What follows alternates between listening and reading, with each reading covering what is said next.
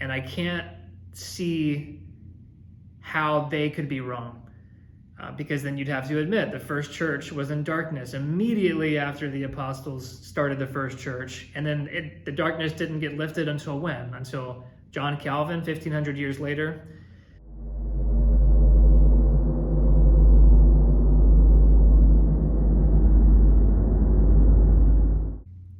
Hey friends, it has been about 2.5 years since the last video that we posted.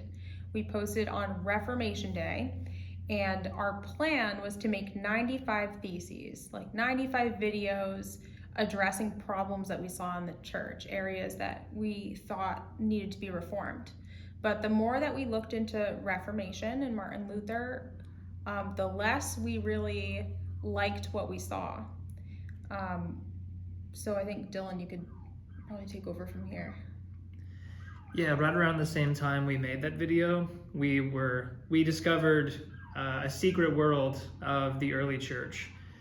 And I say secret because in my 6 years of studying the Bible, 4 for a biblical studies undergrad and 2 years getting a master's degree in linguistics and biblical exegesis, not one professor and not one student I interacted with talked about the 10,000 pages of writings that we have from the first church, from the first 300 years.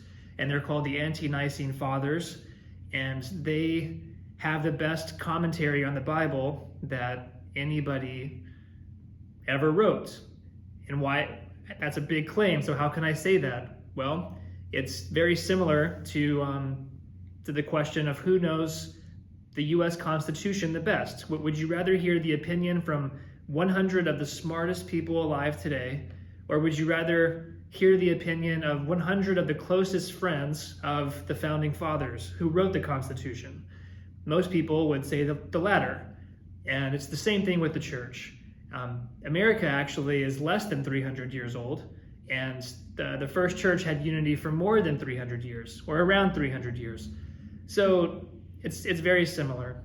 And I think a shocking reality that I saw from reading the early church writings is that the church would not take communion with most American churches today. We have fundamental differences in how they lived out the faith, how they understood Christ's teachings, and then how we understand them today. And I can't see how they could be wrong.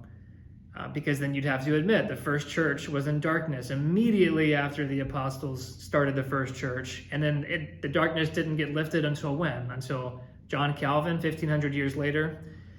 So the heart of the issue, I think, with the early church and our church today is lawlessness. And most churches, most people that I've spoken with in the church today, we don't really understand God's law.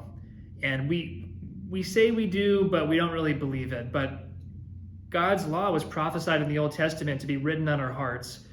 And if you look at what Jesus and the apostles said about the law, you'll see that we do have a law. It's not the law of Moses, it's the law of Christ. And the best example of that law is the Sermon on the Mount.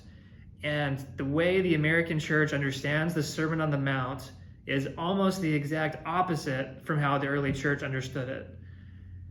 So one example too, just how we all know that this is true about God's law, is if you were to see a homosexual pastor on stage speaking, and he talks about God's grace and how we're all saved by faith, not as a result of works, and we should not be legalistic and look at each other and just focus on Jesus. It's all about Jesus, it's a very common message that you hear today in the American church. If you saw that homosexual pastor saying that, you would know something was wrong. At least in 2024, most of the church still acknowledges that something would be wrong there. And that is a very similar way to how the early church would look at us today.